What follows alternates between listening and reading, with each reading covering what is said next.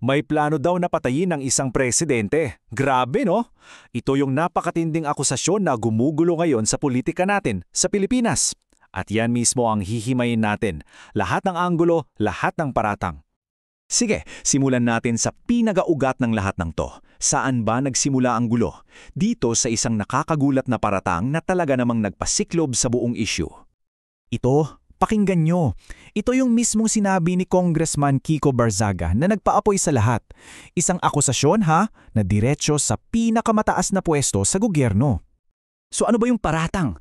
Meron dong masamang plano para dahan-dahang patayin si dating Pangulong Rodrigo Duterte.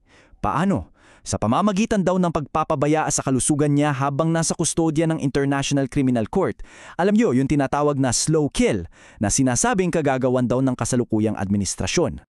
At alam niyo, hindi lang yan basta salita. Inilatag pa niya yung buong plano raw.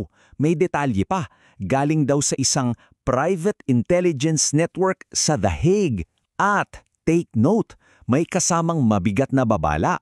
Pag namatay daw si Duterte, baka magsimula ang isang madugong civil war. Grabe. Okay, so yan yung paratang. Pero gaano ba yan katotoo?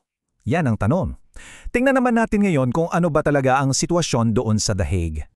At dito, kitang-kita yung sobrang layo ng agwat. Sa isang banda yung mga paratang, hindi maayos na medical care, torture chamber daw. Pero sa kabilang banda, yung katotohanan. Isang pasilidad na may sariling klinik at mataas na standard ng pangangalaga. Ang layo, di ba? Kasi yung totoo, itong detention center na to, ginawa yan para sumunod sa international human rights standards. Ibig sabihin, may private cell na may kama at banyo, may access sa computer, may communal kitchen, may gym pa nga. So yung sinasabing torture chamber, nako, parang malayong-malayo sa realidad. At ito pa, yung pinakaimportante sa lahat. Yung kalusugan ni Duterte na nasa 80s na ay sinusuri na mismo ng isang panel ng mga medical expert kasama na dyan ng psychiatrist at neurologist. Parte yan ng proseso para malaman kung fit ba siyang humarap sa paglilitis. So yung paratang medical neglect, medyo mahirap lunukin. Okay, so kung malayo sa katotohanan yung mga paratang, ano kaya yung tunay na motibo sa likod nito? Dito na tayo papasok sa kabilang side ng kwento. Yung anggulo na nagsasabing baka naman, laro lang ito ng propaganda at paranoia. Sabi ng mga kritiko, hindi daw siya whistleblower. Ang tawag sa kanya ay isang propeta ng paranoia. Ang layunin daw, sadyang maghasik ng takot. At yung argumento, yung mga sinasabi niya, hindi raw yan para sa lahat ng tao. Para daw yan sa isang specific na audience, yung sarili nilang kongregasyon na naniniwala raw na ang delusyon ay pag-unawa. Sa madaling salita, para sa matibay nilang political base. May tawag pala sa taktikang yan, performative paranoia. Yan yung ginagamit mo yung mga conspiracy at delusion bilang political tool. Para saan? Para mag-trigger ng galit, para guluhin ang kalaban, at para bigyan ng energy yung base mo.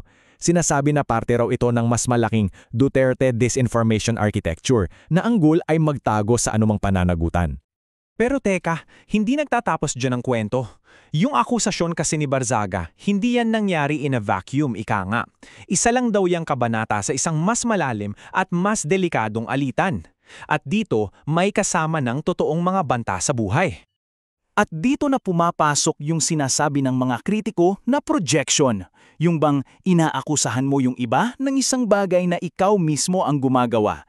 Kaya heto ang tanong, sa buong alitang ito, sino ba talaga ang unang naglabas ng pangpublikong banta ng pagpatay? At ang sagot, nakakagulat, walang iba kundi si Vice Presidente Sara Duterte mismo. Mayroon siyang nakakakilabot na public statement. Sabi niya, nakausap ko ang isang tao at sinabi ko kung ako ay mapatay-patayin ninyo si BBM. Hindi ito biro. Wow! Diretsahang pag-amin yan na may inihanda na siyang plano.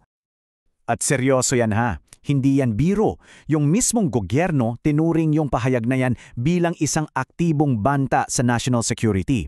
Kaya naman, in-refer agad yan sa Presidential Security Command. At hindi yan isang isolated na comment lang. May pattern kasi. Inilarawan ni VP Duterte na toxic daw ang relasyon nila ni President Marcos. Nasabi pa niya in public na minsan naiisip niyang pugutan ng ulo ang Pangulo. Nagbabanta pa siyang huhukayin ang labi ng ama ni Marcos. At syempre, yung pag-resign niya sa kabinet, lahat yan mga senyales ng papalala at formal na paghihiwalay. So, paano natin iintindihin tong lahat? Isang nakakalitong halo ng mga akusasyon, mga paks, at mga tunay na banta. Pwede kayang itong lahat ng mukhang kabaliwan ay may metodo pala sa likod? Well, ayon sa analysis, hindi raw ito basta random na gulo. Isa raw itong deliberate political strategy. Anong strategy?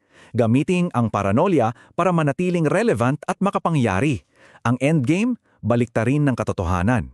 Yung inaakusahan, siya ang magiging martir. Yung legal na proseso, magiging political persecution. At yung mga kritiko, sila ang magiging assassin.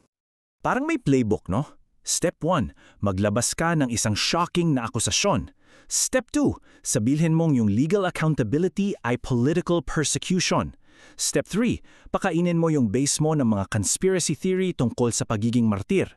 At ayun, Step 4, lunurin mo sa ingay at walang katapusang hinahing ang usapin ng governance.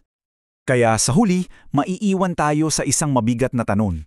Kapag yung political performance ay gumagamit na ng mga totoong banta, paano mo pa malalaman kung saan nagtatapos yung delusyon at kung saan nagsisimula yung tunay na panganib?